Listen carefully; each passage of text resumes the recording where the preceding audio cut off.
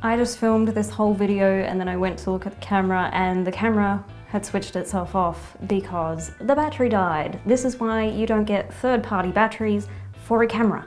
Speaking of cameras, cameras can be a massive investment into your kit, especially when you factor in you may potentially have to get a loan and be paying that off for a very long time. You're going to have to be paying insurance costs, maintaining the equipment, and then on top of that, the camera is going to depreciate much quicker than you think. Why would anybody want to put themselves through that emotional and financial torment? Before I start, I do want to say that this video is aimed at solo filmmakers or videographers who are looking at building up a kit for their own personal projects or for projects for clients. And it's all just my opinion really. I mean, your situation might be very different to what I lay out here, so really do your own research into this, but hopefully this helps you. Anyway, here it is, 5 things that I think you should invest in before you purchase a camera. The first thing is sound equipment. Now, I'm not gonna argue which one's better, image or audio, but I am going to say that if you have a good image and then your audio is atrocious, people are going to switch off very quickly. So having good quality sound gear is a really good place to start. The basics is fine though, enough to get you out of trouble and also versatile for most camera situations. Personally, I use a Sony lapel mic, which I can use on smaller cameras using a small audio jack, and I can also use it on larger cameras which use XLR. And then I've also got an NT-G3 which I can use on larger cameras because that requires XLR and phantom power,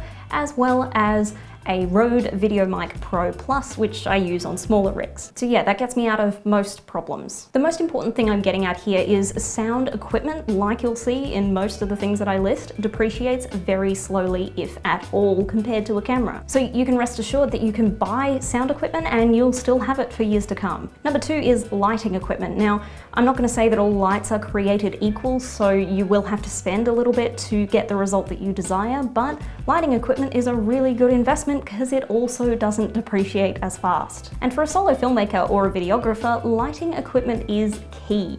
Regardless of whether you can get away with natural light or not, you're still going to want lights to appear professional on set and be able to work your way out of any issues that might happen. If you get a good set of maybe 3 LED panels, that should be enough as a good start. Just make sure that you check out reviews on those lights because there are still a lot of dodgy LEDs out there, especially older ones with really bad CRI ratings, and you're going to have green or magenta in your image. So really make sure you read up on that and work out how to read those CRI charts. A little side note, you don't necessarily have to purchase lights as a good investment. Also, good investments include light modifications. So one of the first things that I purchased when I was in film school still was a set of gels. I got a base set of gels and then I sort of built it up over 7 years. So I've still got them today and they're still exactly the same, rolled up in a box, and I take it to almost every film set. They're just that versatile. I ended up getting a half diffusion, a full diffusion, a set of CTO and CTB, as well as some NDs. And along the years,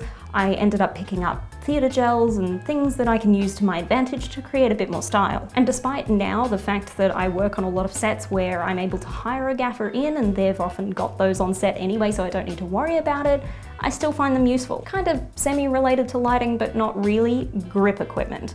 Now, grip equipment isn't just restricted to light stands and the lighting department. You can still use grip equipment across the board on anything on a film set, especially in camera department. If you're doing anything that's a different sort of setup, a different rig, let's just say you're strapping your camera to a car, you're going to want some gripping equipment to help you achieve that. I'm not saying that you need to go out and get absolutely everything to make a car rig. What I am saying is having the basics to do something like an overhead rig with a few C-stands and some clamps is a good start. You can also use those C-stands and clamps to do other things as well. So they're very versatile pieces of equipment and they don't depreciate at all, especially if you take really good care of them. Number 4 is a really good tripod. Now, I mean a really good tripod, because this is probably going to last you a long time. But wait, how do you know which tripod to get when you don't know what camera you have or what the weight of the rig is?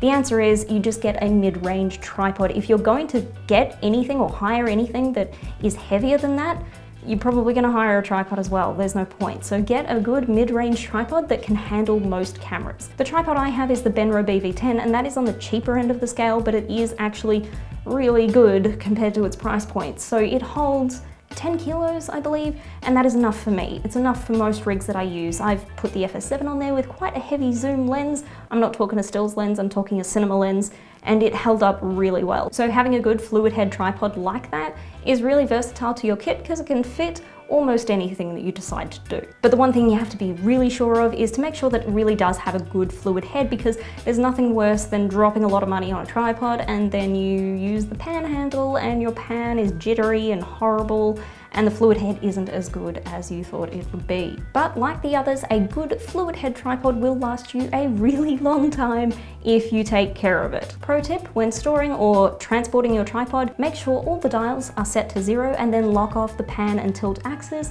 in a comfortable position with the pan handle down so that it stores nicely and travels nicely. If it gets any bumps along the way, none of the fluid or the gears are going to be damaged. Or it's less likely that that will happen because there's no tension in the head. Now, I can't finish this video without actually mentioning lenses as a good investment, and they are a good investment, but there's a little bit more to it than that.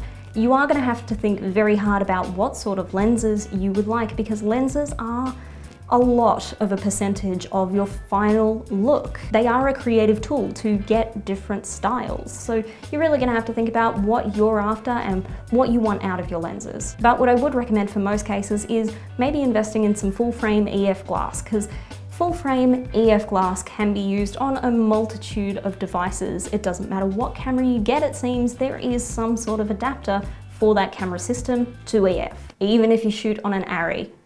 Yep. But really, if you're going to put money down on anything, put it down on full frame EF lenses, because they are a really good all-rounder. And then if you want a different look, you can just hire those lenses too. So those are my 5 things that I think you should invest in before you decide to invest in a camera. Trust me, it is a huge investment to make. So these things might be a good thing to get beforehand, because then you've got that base kit to work from and you can always just hire another camera and therefore not be locked into one style. You're able to get out there, try different cameras, and then you're able to have more of a full knowledge of cameras themselves and the technical aspects of each type of camera. You're going to have to upskill a little bit and try different things eventually. So why not start off small, start investing in other things before you buy a camera, and then you get the option to try all these different cameras on different jobs.